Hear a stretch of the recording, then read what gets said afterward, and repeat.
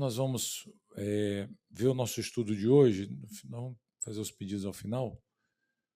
Então, eu vou convidá-los a abrirem em suas Bíblias.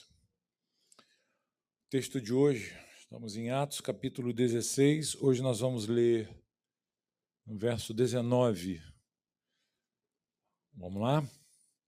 Atos 16, começando no verso 19. Na minha Bíblia, a gente tem aqui, cada versão, um título.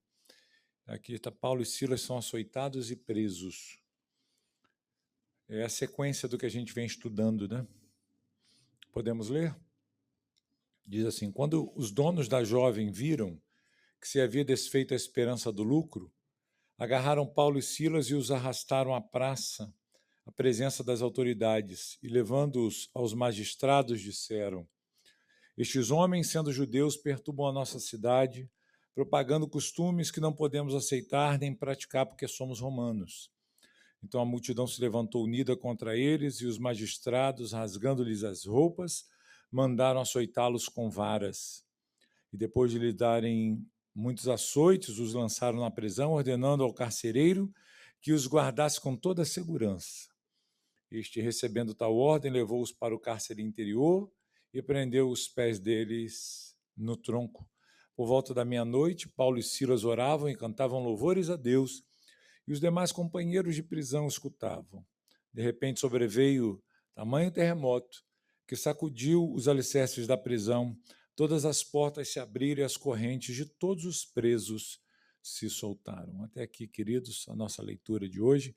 Nós estamos na sequência aí do nosso estudo e nós vimos como o evangelho chegou à Europa por Filipos, a primeira pregação que Paulo faz ali na cidade de Filipos, diante daquelas mulheres que estavam no rio, e ali Deus abre o coração de Lídia. Nós já vimos isso aí algumas semanas atrás. Na sequência, ela recebe os apóstolos em sua casa, acomodam os seus apóstolos ali, e a igreja então começa a se estabelecer na cidade de Filipos.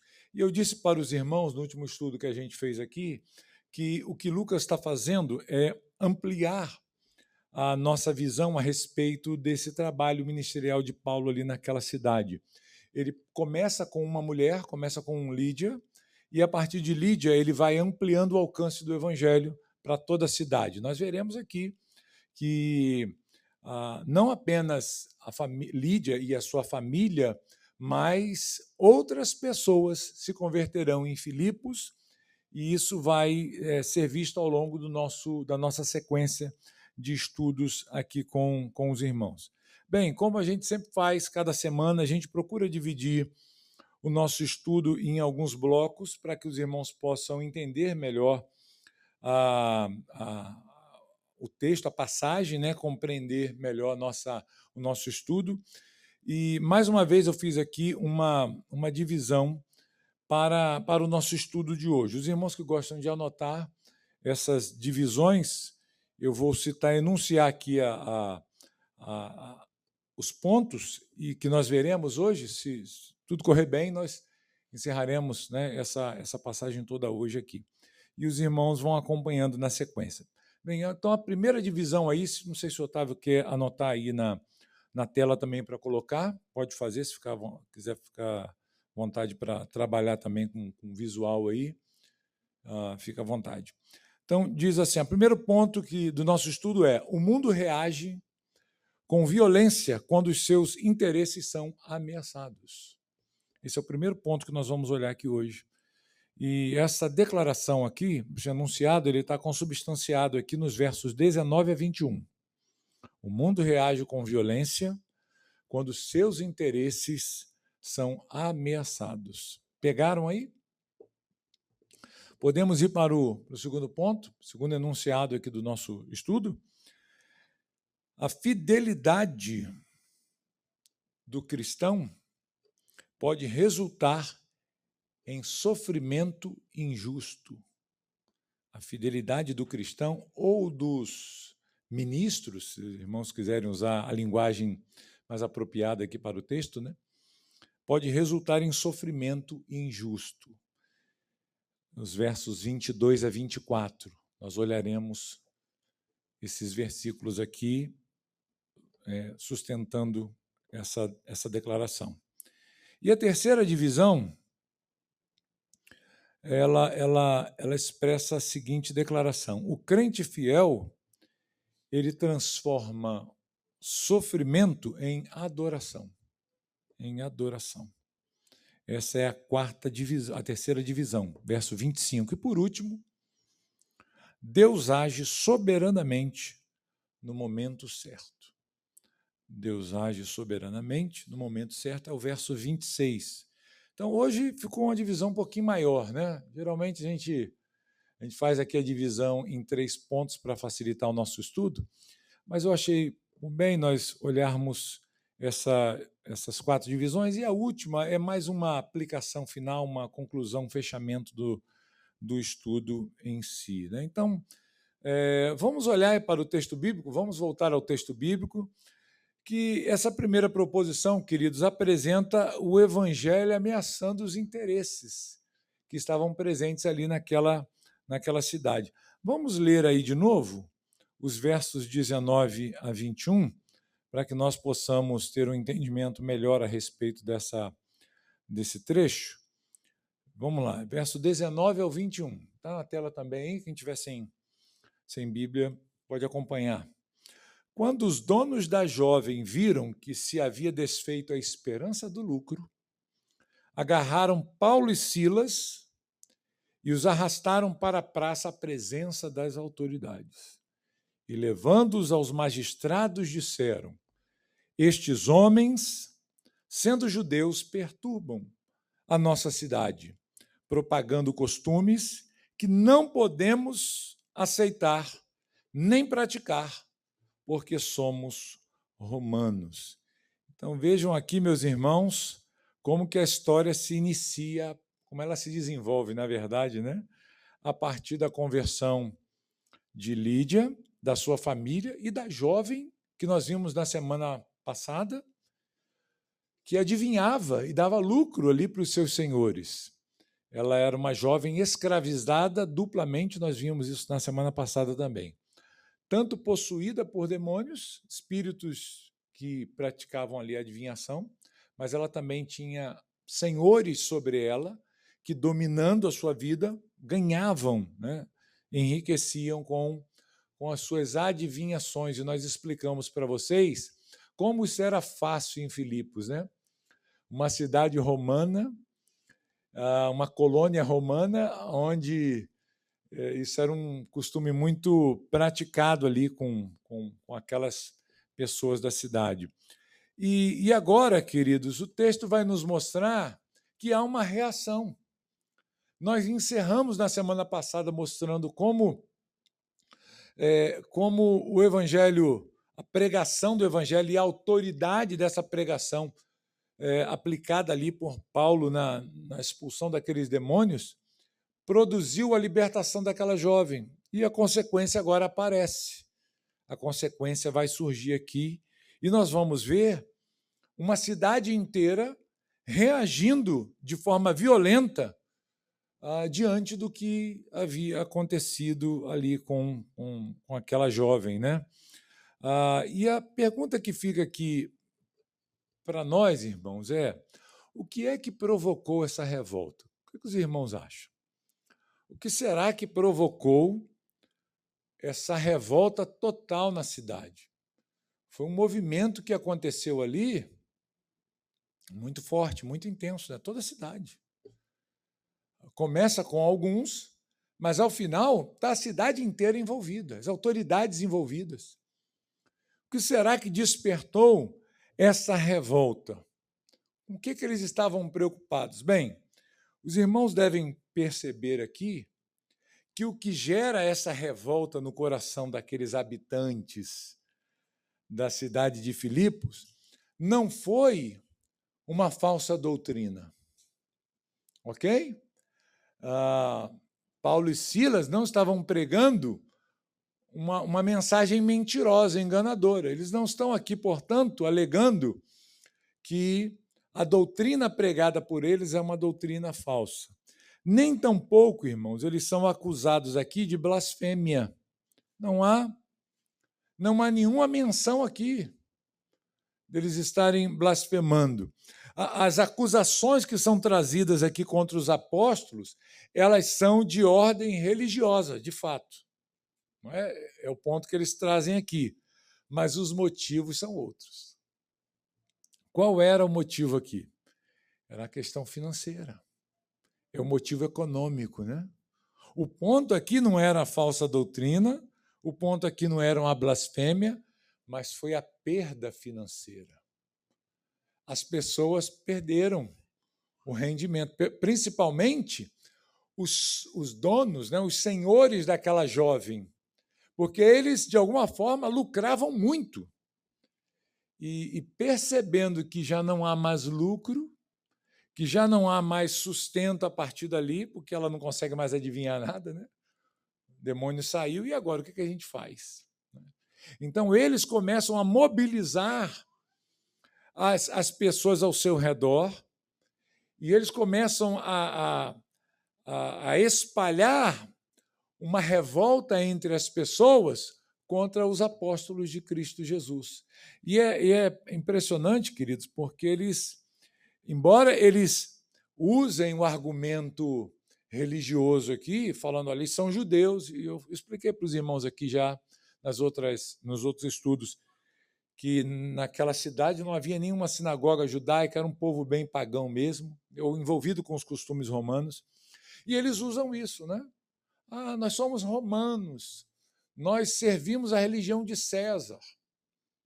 E agora chegam esses judeus aqui e tentam empurrar costumes que nós não estamos alinhados com eles, nós não podemos, olha só, né? Nós não podemos seguir esses costumes porque nós já temos a nossa religião, nós já temos a nossa devoção. Piedosos eles, né? Impressionante como eles usam esse argumento. Mas por detrás de toda essa questão religiosa, essa ordem religiosa aqui, eles estão, na verdade, presos a questões financeiras. O lucro já não existe mais. O evangelho chegou e atrapalhou o ganha-pão deles. E, por sinal, ganhavam muito mais do que um pão, né? Ganhavam muito dinheiro, era muito lucro, queridos. Quantas adivinhações essa jovem não fazia, né? E foi isso que gerou essa revolta. Então, o mundo, queridos, ele é afetado nos seus interesses quando o evangelho é pregado. A pregação do evangelho chega e esses interesses são afetados. Qual é a atitude, então, que a gente vai ver aí? Os irmãos, olhem, o Otávio colocou na tela aí, né? O mundo vai reagir com o quê? Com violência. Quando os seus interesses são o quê? Ameaçados. Enquanto os seus interesses não são ameaçados, tudo bem. Mas mexeu com o interesse do mundo, o que acontece? Vem a perseguição, não é verdade? Então, veja, queridos, o mundo ele pode até tolerar uma nova religião, ou ele pode tolerar o cristianismo de alguma forma, desde que isso não traga prejuízo a ele. E prejuízos aqui, no caso do texto, eram prejuízos financeiros, econômicos mesmo. A economia da cidade mudou, queridos, com a pregação do evangelho ali, com a conversão dessa jovem. Mas há outros prejuízos que não são tolerados pelo mundo. Não é apenas uma questão financeira. Costumes são mudados. Ações, comportamentos são mudados pelo evangelho. E o mundo fica feliz com isso? De forma alguma, né? O mundo fica bem chateado com essa ação. Então, embora ele possa até tolerar essa religião, mas ele não vai tolerar a perda. Eu posso afirmar para os irmãos aqui que se não tivesse acontecido aquela libertação da jovem adivinhadora, Paulo e Silas jamais seriam ameaçados, afetados assim, né? Vocês não estão mexendo com a gente, né? Então, cada um na sua, vamos continuar. O grande problema, queridos, é que o cristianismo não é uma religião passiva nesse sentido. Não há como você pregar a verdade sem afetar e atacar a mentira. Não dá. Você precisa atacar a mentira, né? Não tem como você pregar um evangelho raso, tranquilo, sem nenhuma ofensa nesse sentido. Não há. É preciso você atacar as bases da iniquidade quando você prega o evangelho. Então, isso aqui é fundamental aqui, né? Então, o prejuízo aqui, embora tenha sido um prejuízo material financeiro, é o que está sendo pontuado aqui, mas esse é o trabalho do evangelho quando chega num lugar. O evangelho ele confronta os ídolos da cidade, os ídolos locais, os ídolos que estão no coração do homem, não é verdade? Ele ataca os ídolos. E isso fere as pessoas. E onde há idolatria, irmão, sempre vai existir resistência. Sempre vai existir resistência.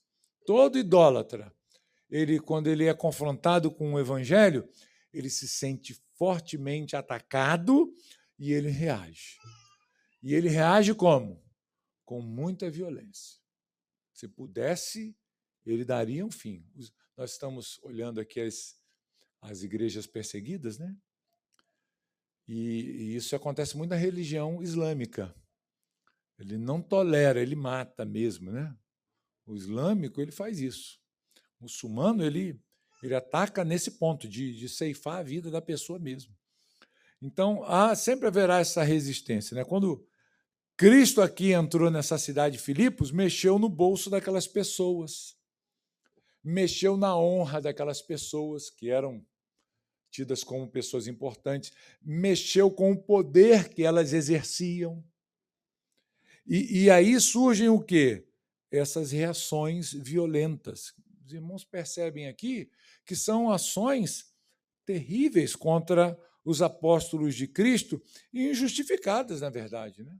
É uma violência muito forte praticada contra eles, né? Então, assim, queridos, nós precisamos estar atentos.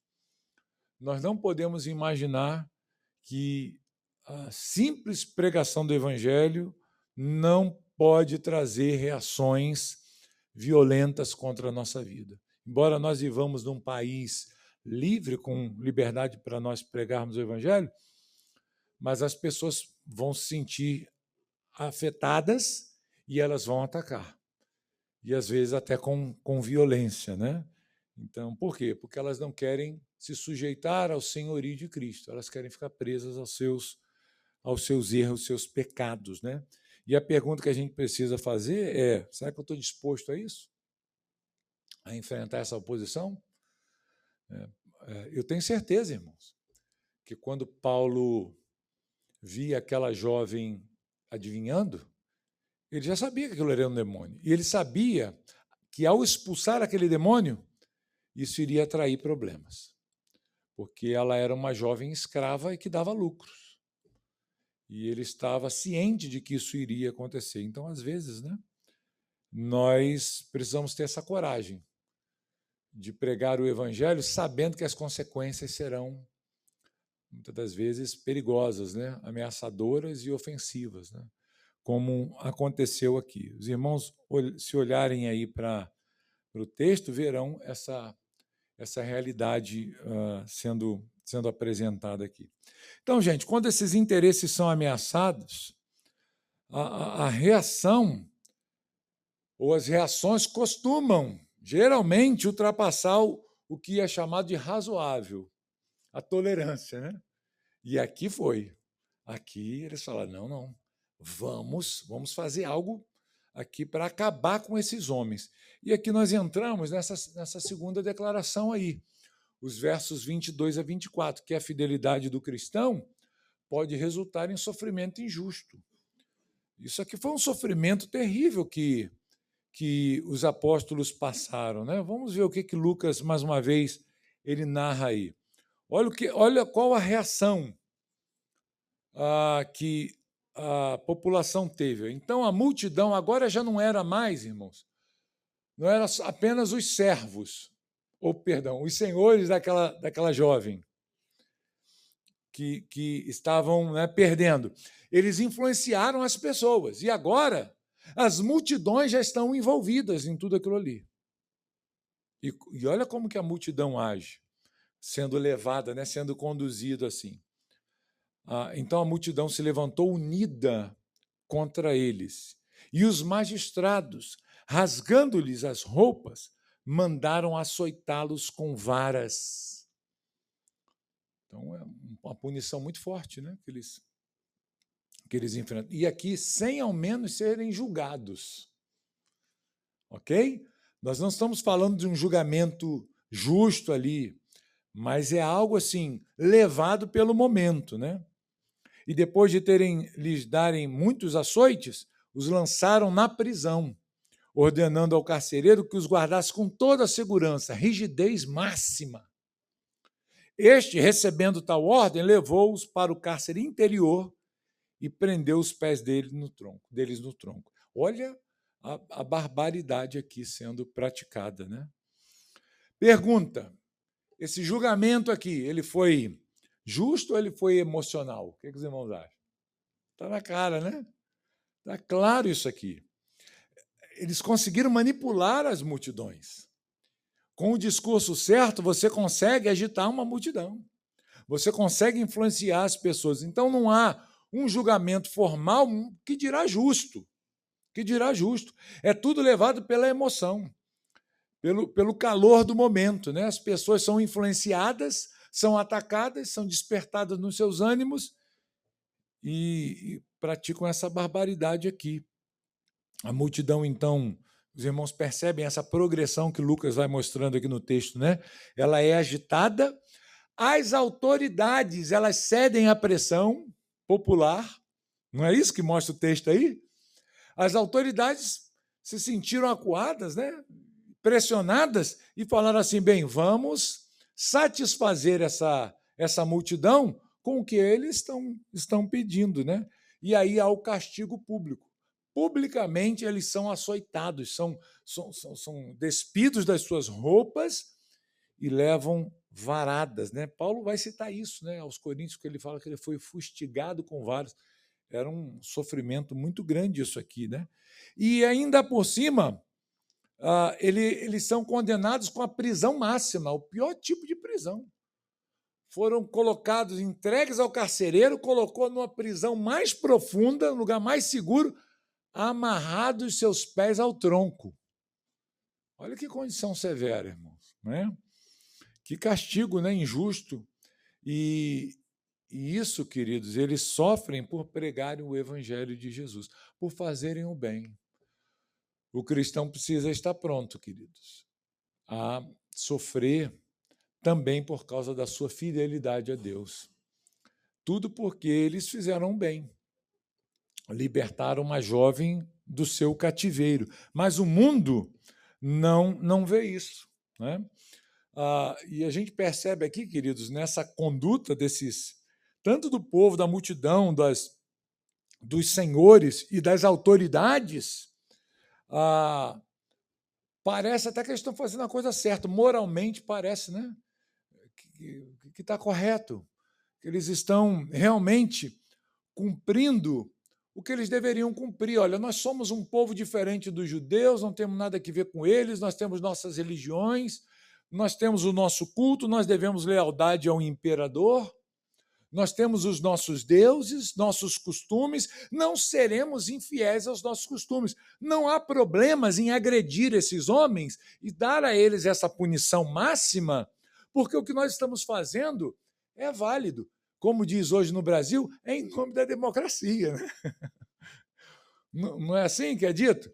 Não, tudo em nome da democracia. Vamos arrebentar, né? Com Paulo e Silas, vamos acabar com eles, mas o que nós estamos fazendo é preservar os nossos costumes. Que legal, né? Bacana, né? Nós estamos preservando a nossa identidade. nós estamos fazendo um bem maior. Não há problema em agir desta forma se nós estamos visando um bem maior. Olha aí, né? Olha o conceito, né, de moralidade deles ali, né? E é muitas vezes assim que acontece, né, queridos? A injustiça ela veste esse manto, né, de moralidade para justificar as suas práticas condenáveis, né? E aqui, queridos, esses irmãos estão sofrendo injustamente. Eu sei que algumas acusações que são feitas a cristãos são verdadeiras, mas aqui no caso, essa acusação não é justa, não é? Não é justa. Nem toda acusação aos cristãos ela é uma acusação justa. Grande parte delas são injustas. Nós vimos aqui, mais uma vez, o que o mundo islâmico faz com os crentes nos seus países, né?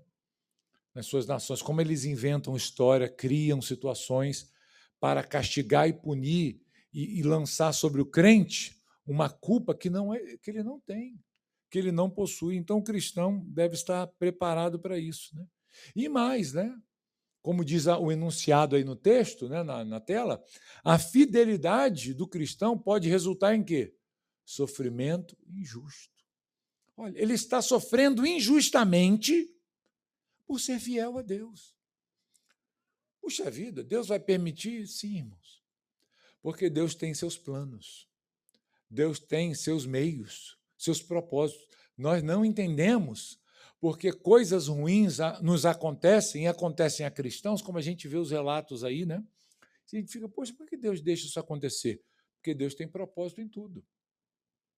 Deus tem um propósito em tudo. E nós veremos aqui no texto que Deus tinha um propósito muito grande no sofrimento de Paulo e Silas ali. É um sofrimento injusto, mas que vai redundar em glórias a Deus, em conversões, e a igreja, meus irmãos, a igreja vai sair dessa história aqui mais e mais fortalecida, mais e mais consolidada. Isso aqui é muito legal da gente ver aqui, tá?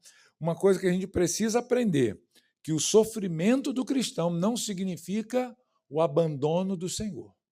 Não significa que Deus havia abandonado os seus servos aqui. Se fosse um crente moderno hoje, um crente que a gente tem visto muito aí hoje, né? Diante de um sofrimento desse, a primeira coisa que ele vai fazer é murmurar, reclamar contra Deus. Puxa vida, eu fiz a coisa certa, está vendo aí? Não vou mais. Não vou mais seguir a Jesus. Vou abandonar a igreja. Vou largar o evangelho. Eu fiz o que era certo, eu fiz o que era bom e apanhei. Olha aí, estou na cadeia, preso, na prisão máxima, amarrado aqui, injustiça, realmente. Mas a gente já sabe como que a história termina, né? A gente não sabe? Sabe, né? Você já leu o texto, né? Você já sabe como que acaba essa história. Paulo e Silas não sabiam. Paulo e Silas certamente estavam assim, né? Puxa vida, apanhamos feio, né? Por que o Senhor nos permitiu passarmos por isso? Não sabemos, mas algo bom virá. Não, nenhum sofrimento cristão é sem sentido. Sempre tem um propósito nisso, né? E o que a gente pode esperar de Paulo e Silas nessa situação? Vão chorar, vão reclamar, vão murmurar, né? vão brigar com Deus, vão sair da igreja, falar assim, vão voltar para a Judéia, né? Larga esse negócio de evangelizar os gentios, povo bárbaro, terrível. Foi isso que eles fizeram, irmãos? Não. E aí nós chegamos à terceira divisão do nosso estudo de hoje, que o crente fiel, ele transforma o sofrimento em quê? Em adoração. Os irmãos percebem isso aí no texto? Está bem claro, não está? Nós vamos ver aqui a adoração desses crentes lá na cadeia. O que diz o verso 25? Por volta da meia-noite, ou seja, na hora mais escura, né? Mais terrível da noite. É esse o ponto que Lucas quer destacar, né? Ele quer apontar essa realidade. Paulo e Silas, o quê? O que diz o texto? Oravam e cantavam louvores. Olha só, né? Vão na cadeia, tomaram varada nas costas, corpo todo arrebentado de varada, apanharam, foram parar lá dentro da cadeia com o pé preso no tronco, uma posição desconfortável, e eles estavam como? cantando, irmãos, orando a Deus, adorando a Deus. Irmão, seja sincero. Você oraria e cantaria num momento como esse? Difícil, né? Bem, eu acho assim, irmãos, que num momento de injustiça, certamente o cristão se sente tão atacado, tão afetado e triste, que o que ele vai recorrer, a quem ele vai recorrer? É a Deus, não é verdade? É a oração. Irmãos, isso aqui é uma atitude meio que natural a todo crente, crente mesmo. O que ele vai fazer? Ele vai buscar consolo em quem? Em Deus, no Senhor. E como é que o crente busca consolo em Deus?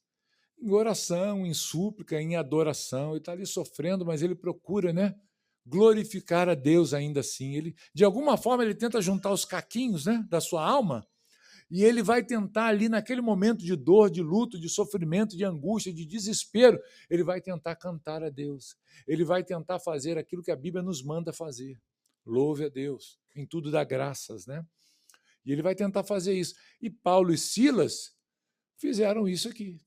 Certamente, né, estavam feridos, mas eles sabiam o que eles deviam fazer, eles sabiam que eles deveriam ali orar ao Senhor, cantar ao Senhor.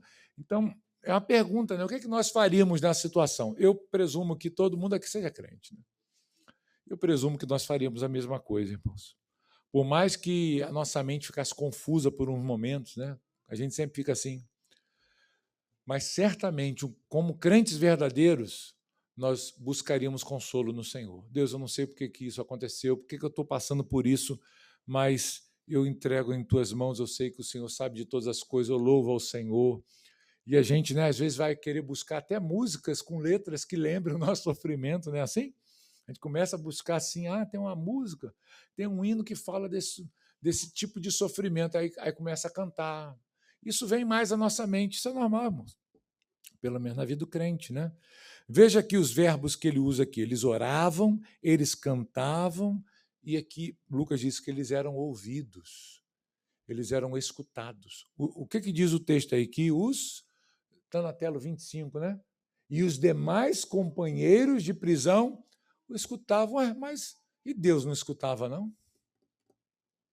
Lucas ele traz esse foco aqui para os companheiros também. Naturalmente, a gente fica pensando assim, eles oravam e cantavam louvores a Deus e o Senhor os escutava. Estava ali, estou ouvindo, estou recebendo. Claro que Deus estava ouvindo. E nós veremos isso na sequência. Mas ele quer apontar aqui que os companheiros de prisão estavam ali escutando. Isso era também um testemunho para aqueles que estavam presos ali. Eu imagino, né? Você na cadeia, meia-noite, com dois camaradas cantando, você querendo dormir. Hã? Você já teve essa experiência, querer dormir e tem alguém do seu lado cantando, fazendo barulho, né? Talvez tenha sido desconfortável, mas parece, pela forma como que Lucas escreve aqui, parece que esses homens estavam sendo afetados de maneira positiva com as orações e com os cânticos de Paulo e Silas. Isso aqui é legal de ver. Agora, não apenas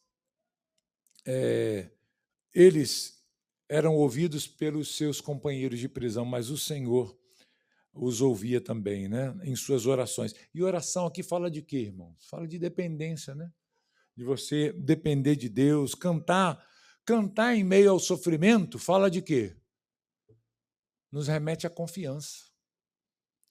No meio do sofrimento, quando você canta em nome do Senhor, ao nome do Senhor e louva ao Senhor, você está mostrando o quê?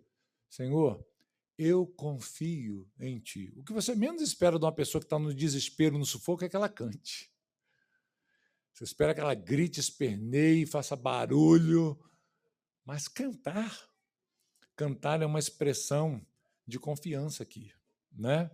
E o testemunho que é dado na declaração deles. Né? Não é que eles estavam aqui se lamentando, murmurando, mas eles estavam louvando a Deus mesmo. E aí nós aprendemos que o crente fiel, ele faz isso, né? Ele não depende das circunstâncias para adorar a Deus, mas ele confia na soberania de Deus. E o que Lucas vai nos mostrar, fechando aqui o nosso estudo, então, é que Deus também ouviu. E como é que nós sabemos que Deus ouviu a oração e os louvores dos seus servos na prisão? É quando Deus age de maneira sobrenatural, né? Soberana. Tá aí o ponto 4. Deus age soberanamente no momento certo. Nossa, né? De repente vem o quê? O que acontece lá, gente? Um terremoto, né? Houve um terremoto. Abalou ali aquela prisão de tal maneira que os seus alicerces foram sacudidos, diz o texto aí. Não apenas os alicerces, mas as portas se abriram. Ok? Só isso? O que mais? E as correntes de todos os presos se soltaram. O terremoto atingiu até a corrente, meu Deus, está na mão, no pé? Como isso? Será que isso foi só um terremoto, irmãos? De forma alguma, né? É Deus agindo para libertar aqueles homens do cativeiro. E aí, na semana que vem, com a graça de Deus, nós veremos o porquê que isso aconteceu. Já está aí diante de vocês, né? Nos versículos seguintes. Porque o carcereiro que estava ali cuidando e vigiando não só Paulo e Silas, mas os demais, ele é convertido. Não só ele, mas também toda a sua casa. Olha que maravilha, irmãos. Olha que testemunho que é dado. Você percebe como que Deus usa o sofrimento, essa dificuldade, essa luta para um algo muito maior ainda? Olha a coisa grande que vai se tornar aqui.